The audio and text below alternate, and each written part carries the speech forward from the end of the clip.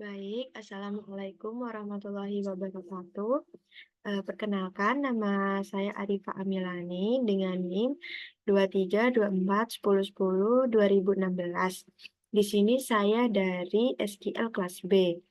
Dan di sini saya akan menjelaskan hasil dari tugas yang telah diberikan kemarin, hasil kerja saya dari tugas yang telah diberikan kemarin. Nah, langsung saja untuk soal yang pertama di sini, jelaskan fungsi arti dari group by. Nah, menurut saya sendiri, group by itu digunakan untuk mengelompokkan baris-baris data yang memiliki nilai sama dalam satu kolom. Jadi, group by ini untuk mengelompokkan data dalam satu kolom atau bisa lebih dari satu kolom. Jadi bisa 2 kolom atau 3 kolom dan beberapa kolom. Intinya bisa bisa satu atau lebih dari satu kolom.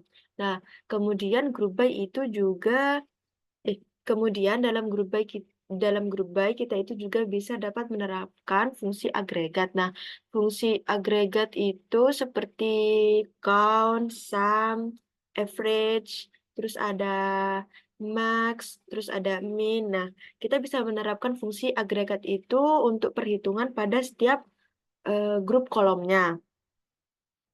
Kemudian di sini kita disuruh menuliskan hasil masing-masing query di atas.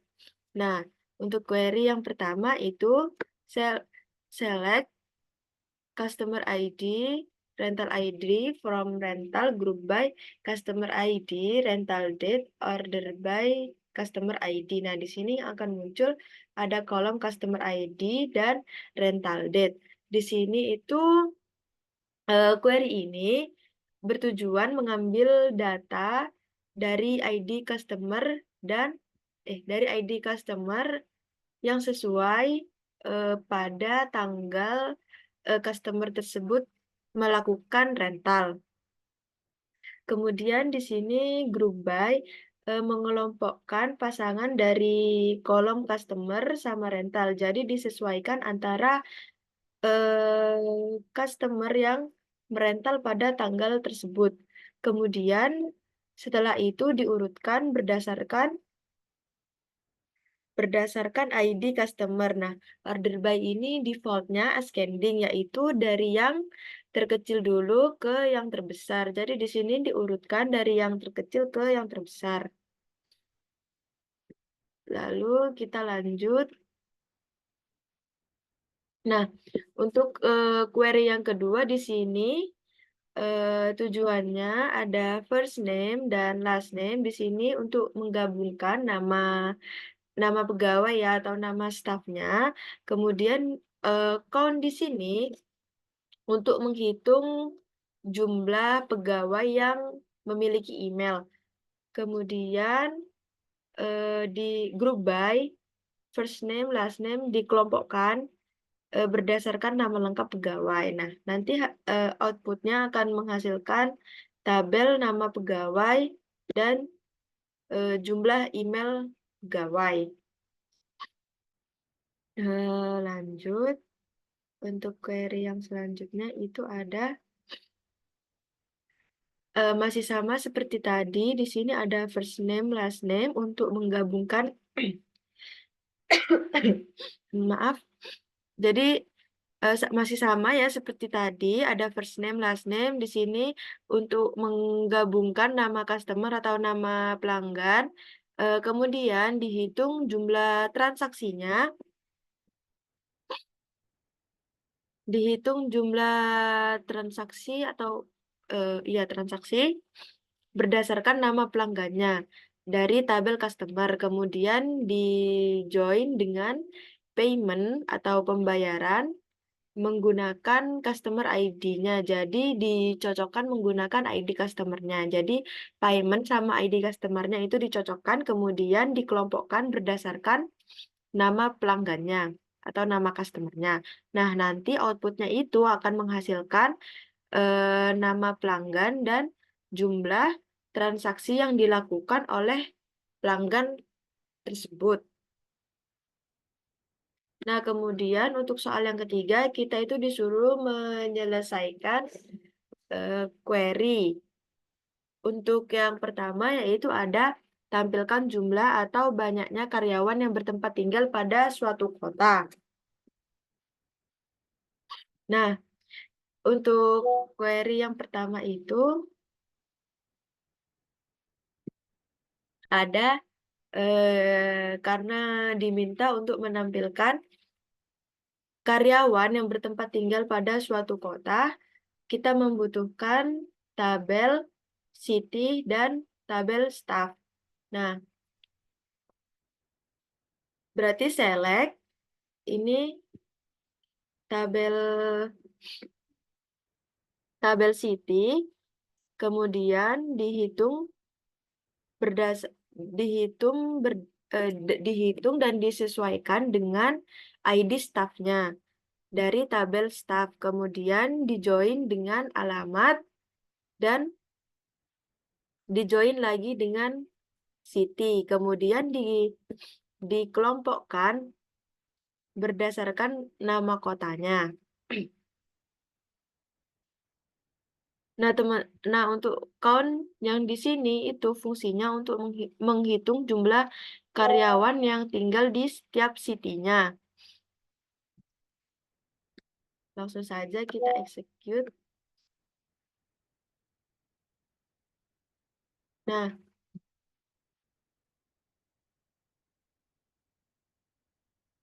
jadi yang akan muncul yaitu ada tabel city dan jumlah hasil jumlah jumlah staff yang tinggal di kota tersebut.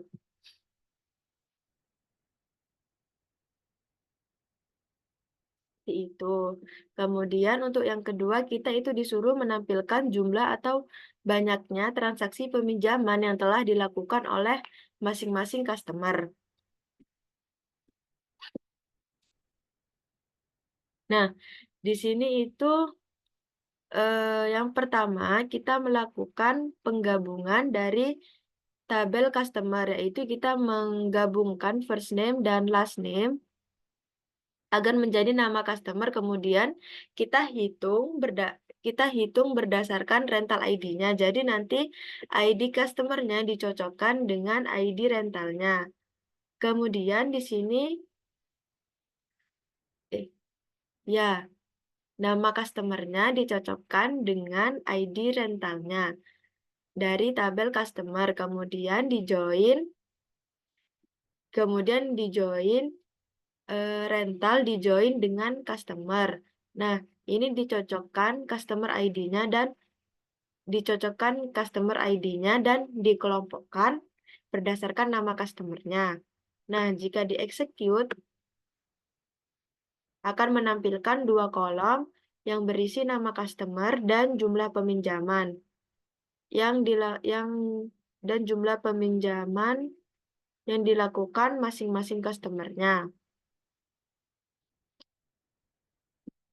Nah, kita lanjut ke soal yang ketiga. Untuk soal yang ketiga itu ada menampilkan jumlah atau banyaknya film yang dikelompokkan berdasarkan kategori.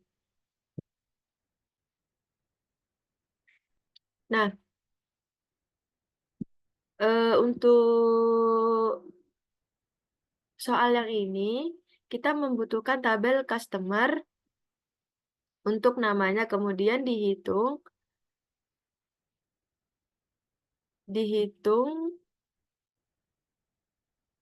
filmnya yang nanti akan dihitung.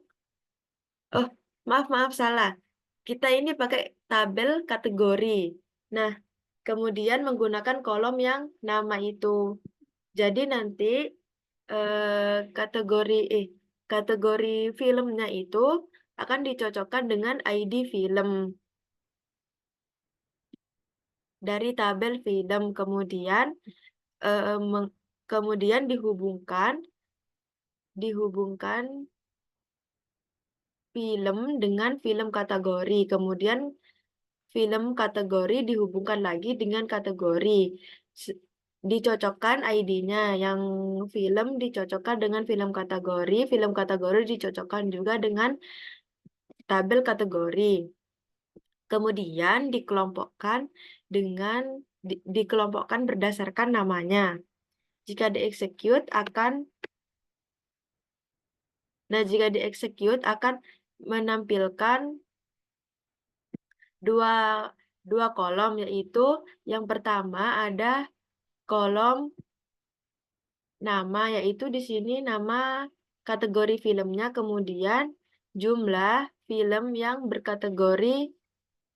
berkategori sesuai dengan kategorinya. Ini kayak family, jumlah filmnya ada 69 seperti itu.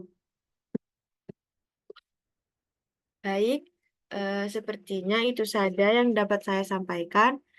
Semoga query saya ini benar, kurang lebihnya mohon maaf. Wassalamualaikum warahmatullahi wabarakatuh.